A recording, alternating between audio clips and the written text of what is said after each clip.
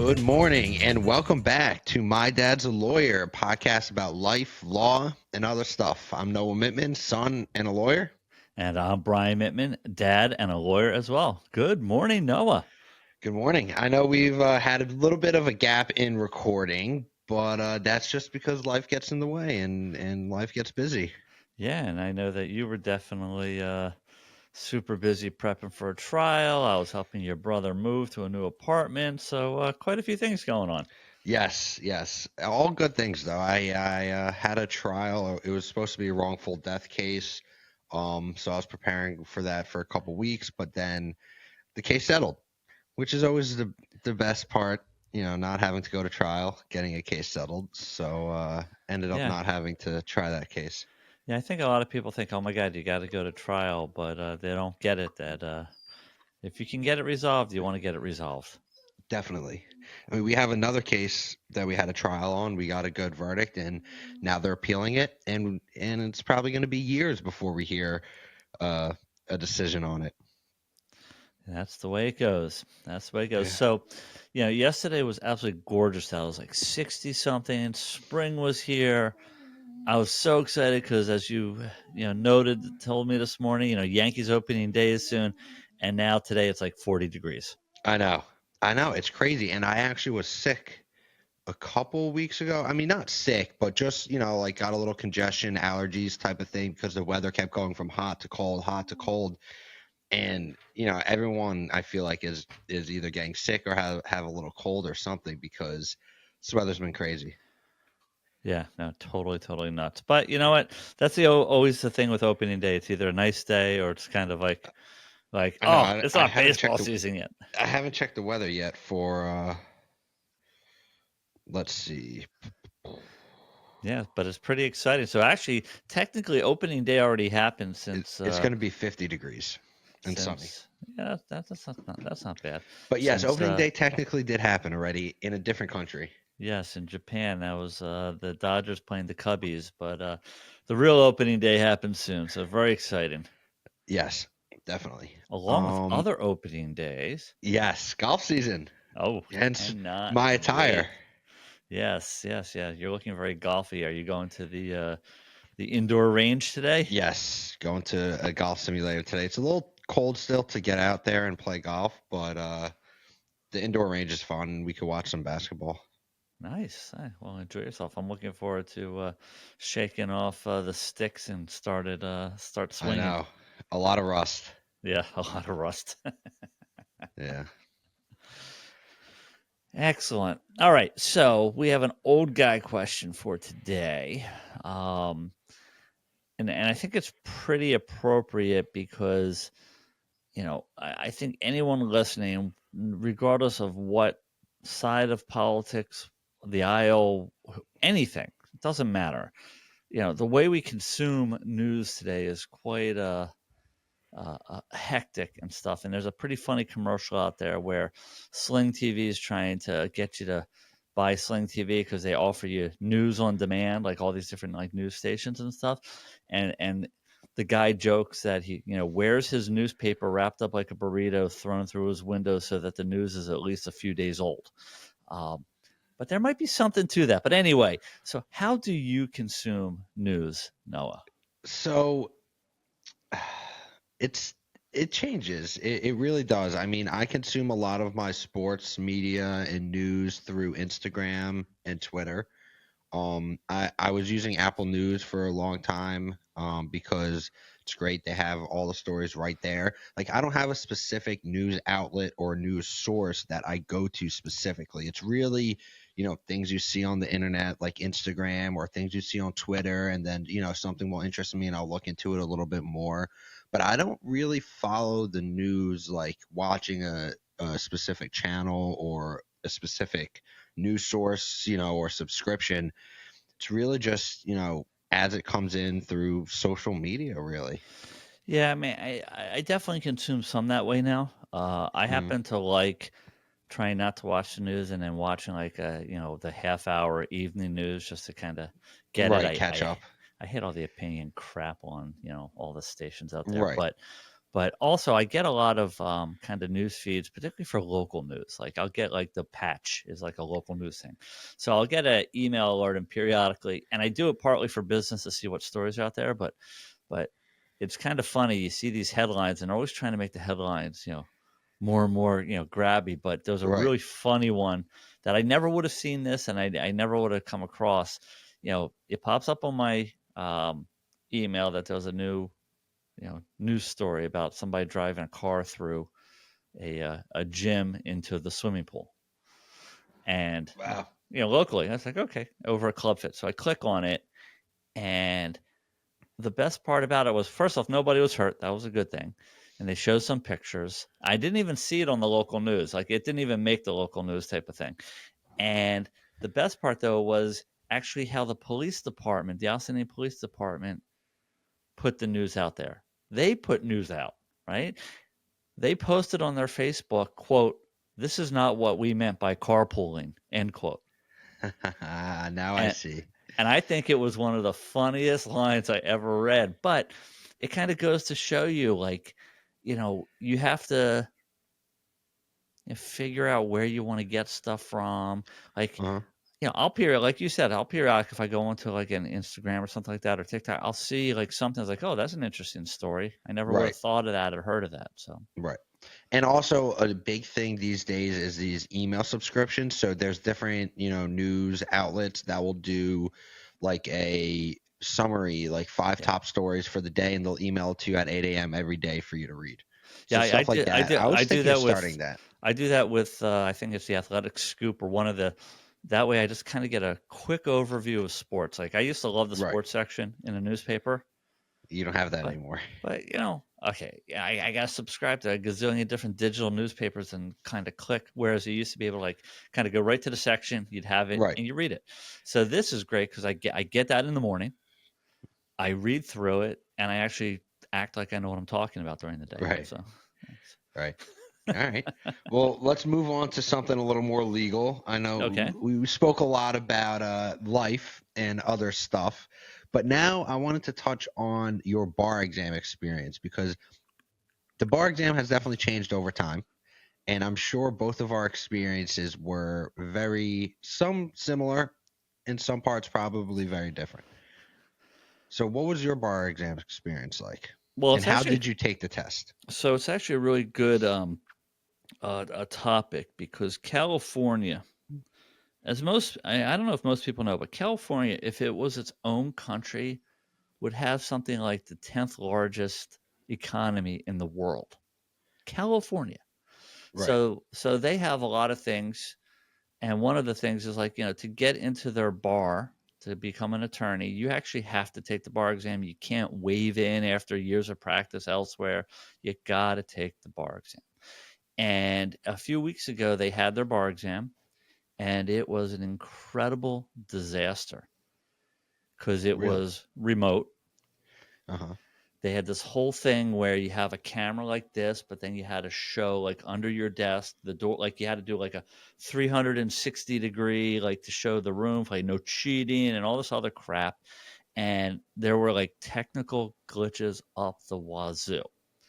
And I bring it up because I think that's the challenge with the experience. You and I had a very similar experience in terms of studying for the bar. Right. You literally, if you're taking the bar in July and you finish school in May, from May until the day you take the bar exam, you are literally waking up in the morning, studying, Mm-hmm. eating, studying, maybe go for a walk or workout, study, go to bed. Literally 5 to 7 days a week. I know. I think I maybe took 2, 3 days off total in that span. Right. Totally the same with me. It's like, in fact, we used to live in the city, so in Brooklyn, so we would do alternate side parking where you have to move your car because the street cleaners would come, and it was awesome because I'd get up like 5:30, I'd move the car to right in front of the building, and I'd sit in the car with a stack of 4x6 index cards, a coffee, and I would just study all morning. And then at 9 o'clock, when I could get out of my car so that I didn't get a ticket, I got out and I had a great spot. So, Yeah. okay, so that's the study part. So, me, I took the bar live.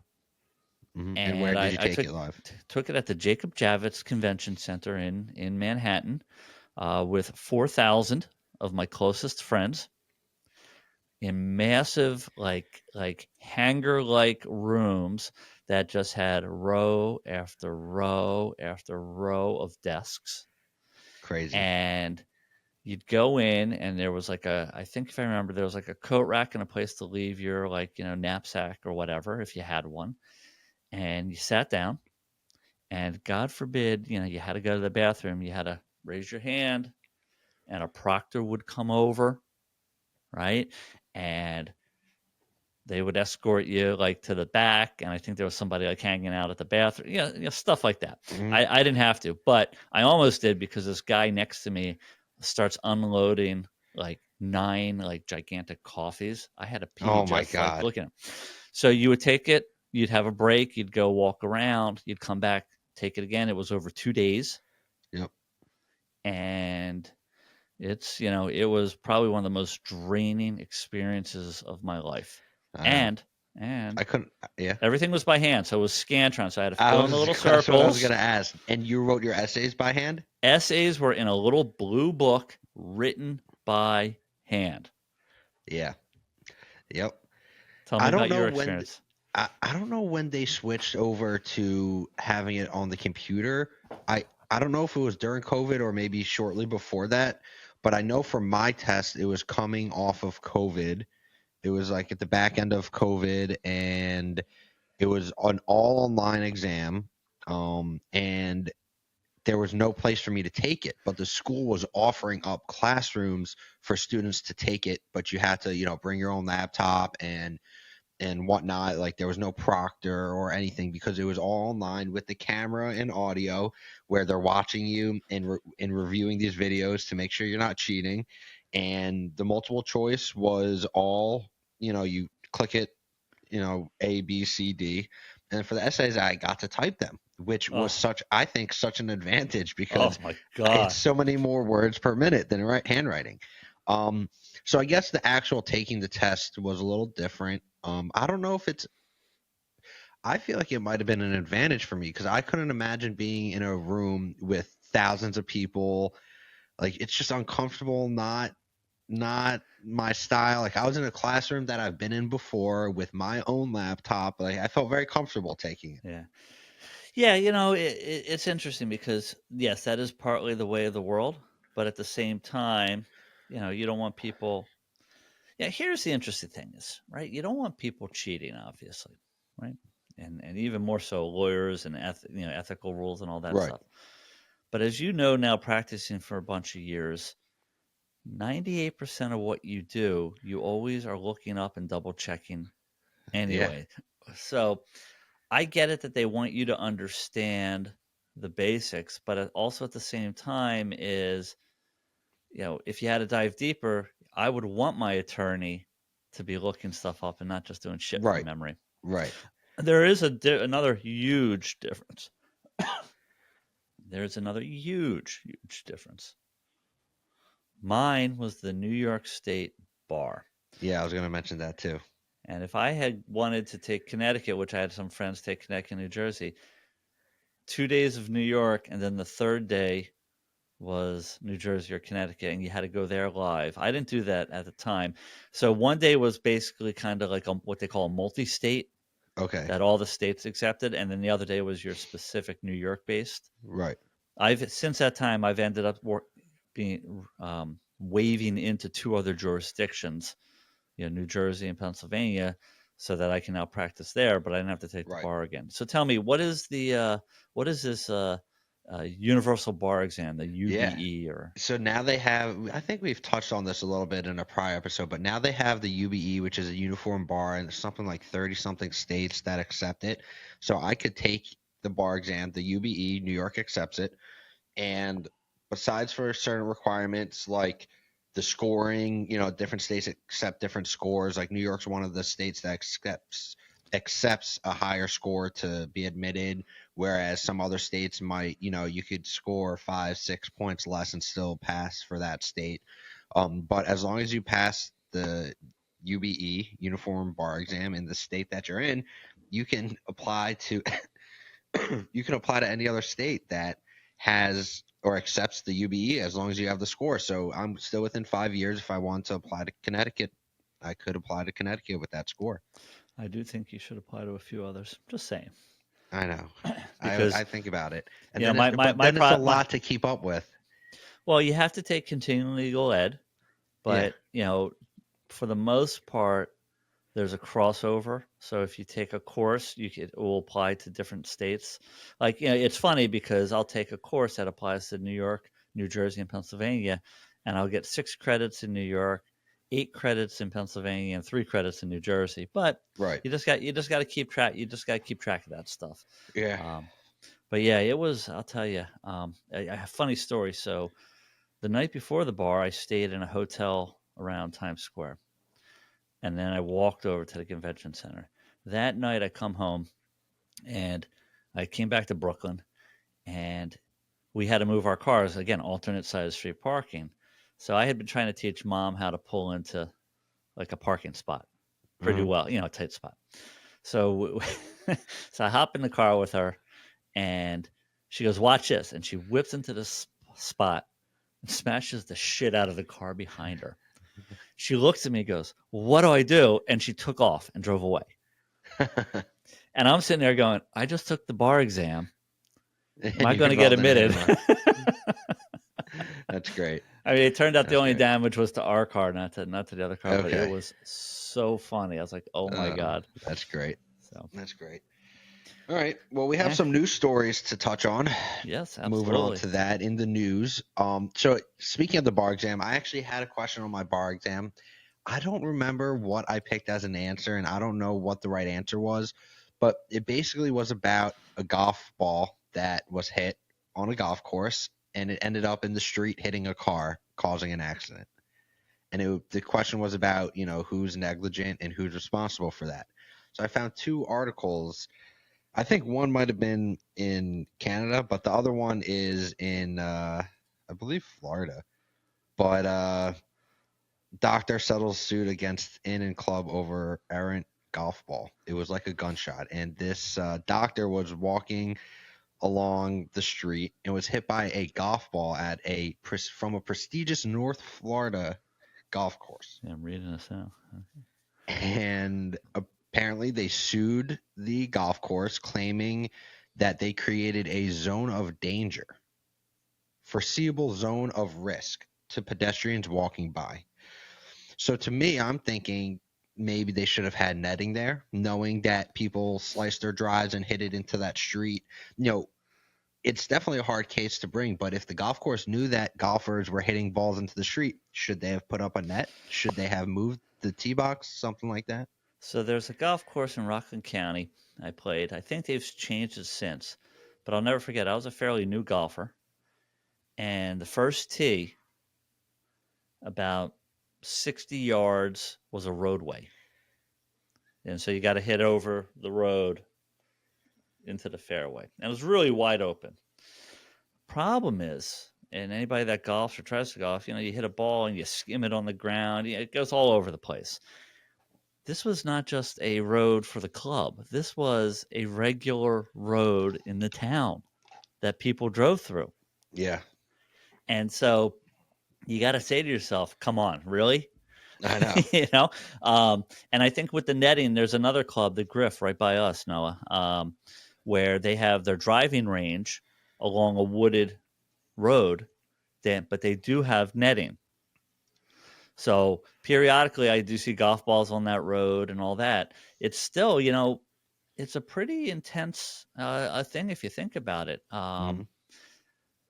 Again, and just another like crazy golf ball story is there's another club I played at, and we're on this hole, and the guy who took us is telling us a story about how there's this house nestled on the course. Okay. So you kind of have to hit around it. Now, it's not part of the course. It's just the way it's been for 120 years, Right. the house. And he said, see that roof? And it was a really cool, like old slate roof and everything. The golf club replaces the roof every 20 years for the homeowner in Wow. perpetuity, no matter who it is, because basically They get hit by a lot of golf balls. get hit by a lot of golf balls. Wow. Yeah, so I guess the lawsuit was alleging that. Oh, why do I have an ad now? The lawsuit was alleging that the club created a foreseeable zone of risk and that they were negligent in failing to take adequate precautions. So, So let me ask you this. So again, you said who is liable. So I think it's pretty clear that if the golf course knows that this is a place where pedestrians and cars go a lot, and they don't put right, up any type of screening, right. adequate screening, whatever that is, trees or netting, whatever it is, they could be liable. What about the what about the golfer? I know. I don't know. I You mean, know, it's like it's kind of like assumption or risk. Like you go out there. There's some really good golfers who once in a while have a bad shot. right. There's really good golfers who could create a bad shot Yeah, intentionally, and then there's people that just suck. like us. Yeah. So, it, I, I, it sounds like it's a pretty reasonable The reasonable claim. argument against the golf course, you're saying. Yeah, I I mean, don't know if they sued the golfer in this case. There's not much info about it here. and again, the other part is things like if you knowingly buy a house on a golf course, Right. There's a right? risk that you're There's assuming. a risk. I think that that's on you. It's not on the not on the course. But there are a lot of really old golf courses that at the time it was like a freaking dirt road, and now it's a main thoroughfare. Yeah. Yeah. Yeah. Very Yeah, well, interesting. yeah. What was it? What was the other case? Oh, she The got other a one- through the a other window and article? hit her face. Yikes! Yeah. Through her open car window. Huh. Wow. Yeah, and here they're saying that the golf club failed to warn people of the danger of being hit by golf balls in the area. Yeah. Well, listen. You speaking of opening day, we go to Yankee Stadium. It says, "Beware of flying bats and I know. balls." I know. I'm going to opening day. Yeah. Well, beware of flying bats and balls. I will. You know, that reminds me of one other, kind of story in the news, and then I guess we'll finish up here. Is that I don't know if you saw recently there was a verdict in a case where the delivery driver sustained crazy burns to his genitals from a this like super hot coffee, similar to the Okay. old McDonald's case, Yep. and it was clearly shown that the Starbucks barista had sealed two of the cups really well, and just kind of negligently put the other lid on. Hands the guy the thing, he puts it in his lap, it spills. Major surgeries, just awful stuff. So there was a bifurcated trial, Hmm. liability and damages. Okay. They won on liability, saying that the evidence clearly shows just negligence on part of Starbucks. Right. And so they then negotiated. They were discussing and trying to negotiate settlement. Claimant was demanded 100 million. Starbucks offered 30 million. Wow. Yeah. Right. So that tells you something right there. That are offering that they know that Yeah. kind of they're hosed. The verdict came back 50 million.